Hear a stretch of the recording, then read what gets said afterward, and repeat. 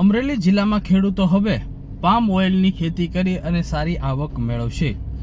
અમરેલી જિલ્લામાં બાગાયત વિભાગ દ્વારા ખેડૂતોને પ્રોત્સાહન અને ખેડૂતો નવી ખેતી કરે અને વધુ આવક મેળવે એ માટે બાગાયત વિભાગ દ્વારા આ નવું સોપાન શરૂ કરાયું છે। બાગાયત વિભાગ દ્વારા પામ ઓઇલની ખેતી માટે બાગાયત વિભાગ દ્વારા સબસિડી જાહેર કરવામાં આવી છે। નમસ્કાર ખેડૂત મિત્રો, national mission on oil palm નામની કેન્દ્ર પુરસ્કૃત યોજના છે, જેનું અમલીકરણ હાલમાં અમરેલી જિલ્લામાં થવા જઈ રહ્યું છે, જેની કામગીરી બાગાયત વિભાગ દ્વારા કરવામાં આવે છે। આ યોજના અંતર્ગત ખેડૂતોને ઓઇલ પામના વાવેતર માટે સરકારશ્રી પ્રોત્સાહન માટે સહાય આપે છે તથા પાણીના સ્ત્રોત ઉભા કરવો એના માટે પણ સહાય આપે છે અને ફ્રેશ ફ્રૂટ બંચીસની ખરીદી છે જે સરકારે માન્ય કરેલ છે કંપનીઓ, એ કંપની એમના ભાવે એમની પાસેથી ખરીદ કરશે। તો આ પાકને પ્રોત્સાહન આપવા માટેની હાલમાં અમરેલી જિલ્લામાં આ યોજના અમલમાં છે। અમરેલી બાગાયત ખાતું ખેડૂતોને નવી રાહ ચીંધી રહ્યું છે।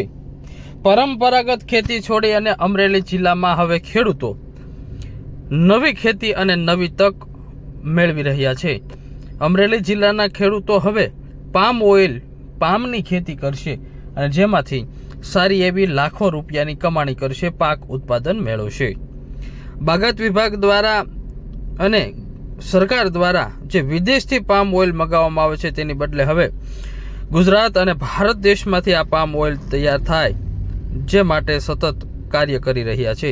ત્યારે હાલ ભારત સરકારે national mission on edible oil એટલે કે ઓઇલ પામ અને તેને પ્રોત્સાહન આપવા માટે સબસિડી જાહેર કરવામાં આવી છે, જેમાં પામ ઓઇલના રોપા માટે 20,000 રૂપિયા અને ત્યારબાદ રોપામાં આવતા આંતર પાક માટે પ્રતિ હેક્ટરે 42,000 રૂપિયા સુધીની સબસિડી અને સહાય જાહેર કરવામાં આવી છે। આ પામ ઓઇલની અંદર વાવેતર કર્યા બાદ 3 વર્ષ બાદ સરકાર દ્વારા અલગ અલગ સહાય પણ આપવામાં આવશે। પામ ઓઇલની 3 વર્ષ ખેતી કર્યા બાદ ખેડૂતને મિની ટ્રેક્ટર માટે 2 લાખ રૂપિયા સુધીની સહાય આપવામાં આવશે, તેમજ આંતર પાકમાં આંતરખેડ તેમજ જો પિયતનો સ્ત્રોત ન હોય અને નવો પિયતનો સ્ત્રોત એટલે કે બોરવેલ કરાવવા માટે પણ સરકાર બાગાયત વિભાગ 50,000 રૂપિયાની સબસિડી આપશે। ખેડૂતોને વધુ વેગવંતું અને નફાકારક ઉત્પાદન મળી રહે તે માટે હાલ પામ ઓઇલની આ નવી ખેતી ખેડૂતો માટે લાભદાયી નીકળશે। પામ ઓઇલનો 1 ટનનો ભાવ અંદાજિત 18,000 થી 20,000 રૂપિયા સુધીનો હોય છે, ત્યારે 1 હેક્ટરે 7 થી 8 ટન માલ નીકળે છે।